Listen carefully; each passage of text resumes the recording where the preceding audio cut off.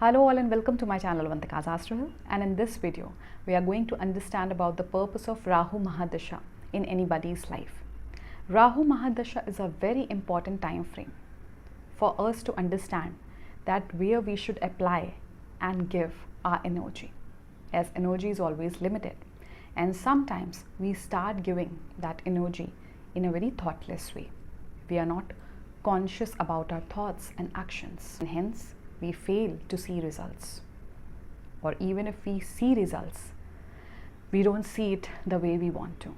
So Rahu, as it represents exaggeration of thoughts, so it will always provoke you to do more based on your thought process, based on the quality and choice of your thoughts.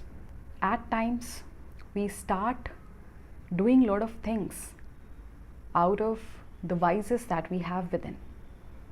It can be out of greed, it can be out of anger, it can be out of lust.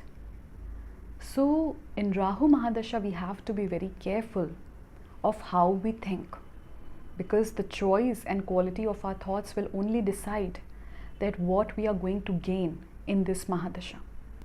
If Rahu is placed in the first house, now a very critical position for anybody who has Rahu in the first house, because firstly native will have to understand very properly that what he thinks, is it something that he really wants? Like sometimes Rahu in the first house can make person very over ambitious in regards to something which he may not even want, but it's more like that for 1 year or for a couple of years he wanted that thing, and he wanted that thing very desperately.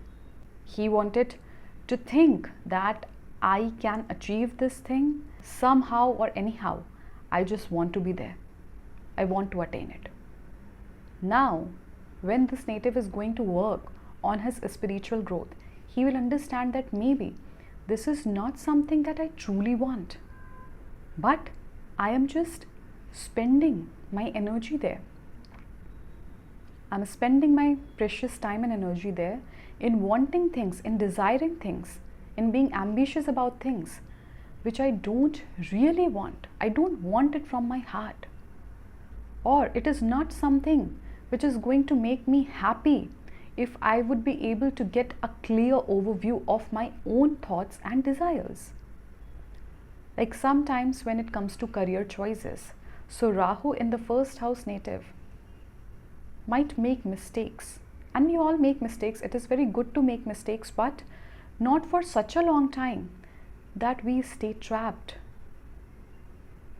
So when Rahu is in the first house, always make sure that whenever you are making any choice in your life, you have thought about it, and you have thought about it, you have introspected that matter in a way where you know that okay, this is something that I really want, I will be after it, I will work very hard towards it, and I know that I will be able to get it. So sincerity is something which should rule you when you have Rahu in the first house.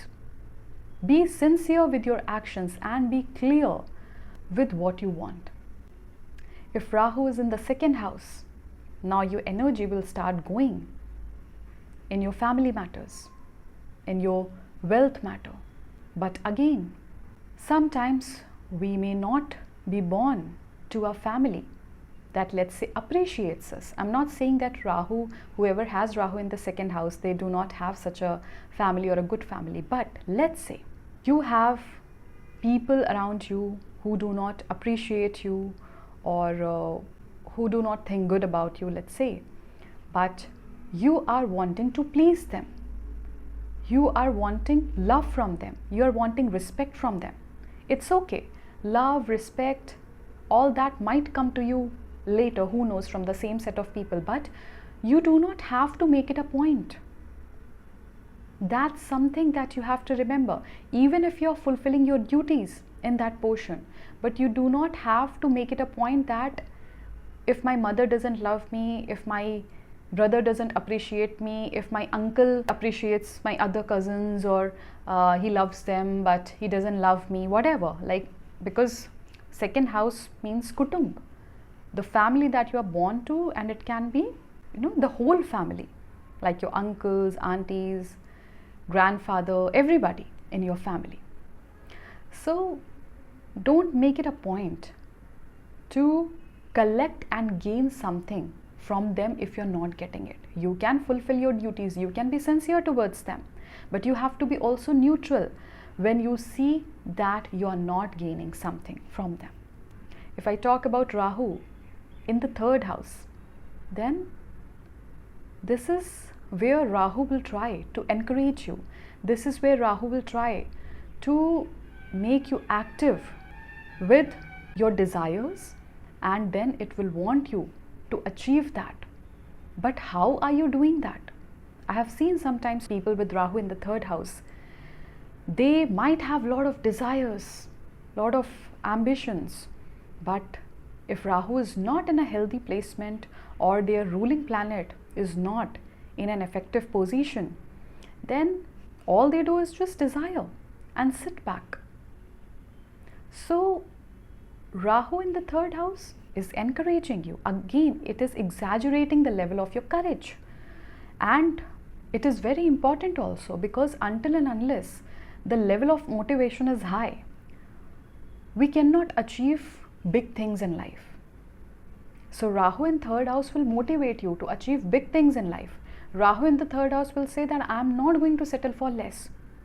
I know this is my worth and I want that. Sometimes even if these people in the initial phase of life, they do not have something to boast, but they will still count on it, and they will also think in their minds that they deserve it. That's the result of the Rahu in the third house. So here you need to know that what you are desiring, is it matching the level of efforts that you are putting to achieve something that you desire. And once you deserve it, you bring yourself to that level where you actually deserve what you desire. So Rahu in third house will absolutely give it to you. And Rahu in third house doesn't want to see you failing. So it will definitely ignite that fire in you. It will make you believe that you can achieve this thing. But what are your actions and efforts? That only you can decide. If Rahu is in the fourth house, of course it is not a very great position for our mental and emotional balance. But again, it depends on the other placements of the chart, how your ruling planet is placed, and what all planets are occupying your first house. So whether you are going to be okay in your mind or not, it will be decided by the other placements. But Rahu in the fourth house, if you get to undergo Rahu Mahadasha in your life, then it will first ask you to organize your mental and emotional state, and only then you will be able to understand that where you need to put your energy. So for these individuals, this is the advice, that you first try to pay attention to your mental wellness. Pay attention to how your mind works. If it is very much at a flip-flop position, then you need to rectify a lot of things about it.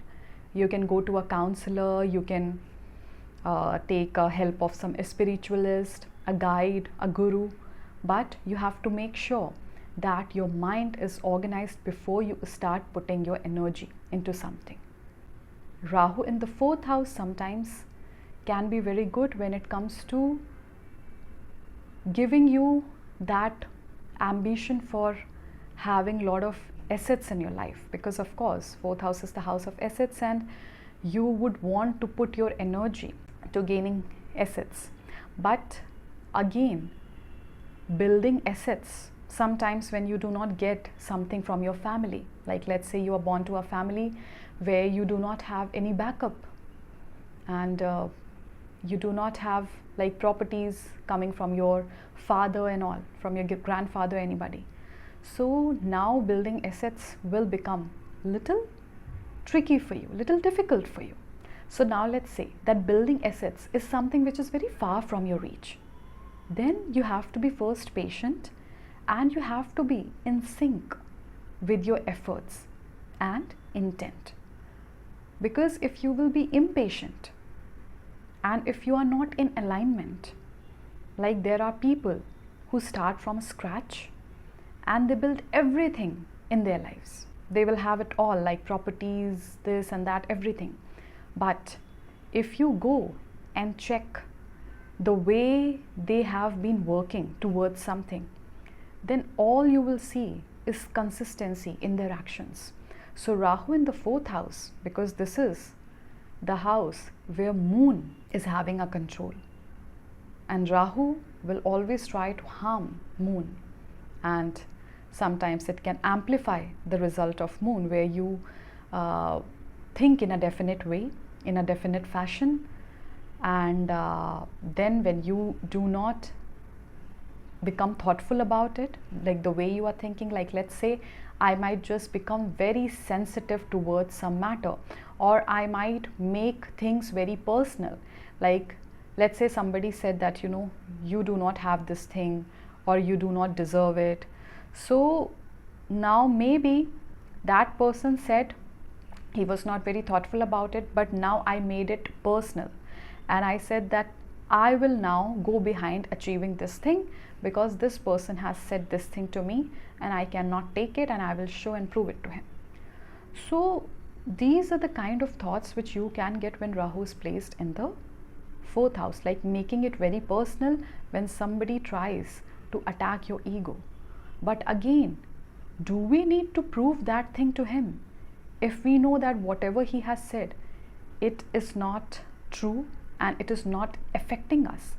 So sometimes Rahu in the 4th house can keep you little trapped in these thoughts, and this is where you fail to realize or have an idea of that where you need to put your energy. Now if I talk about 5th house Rahu, 5th house Rahu, again depending upon the placements of other planets and your ruling planet and your moon, but Rahu in the 5th house can literally overshadow you at times.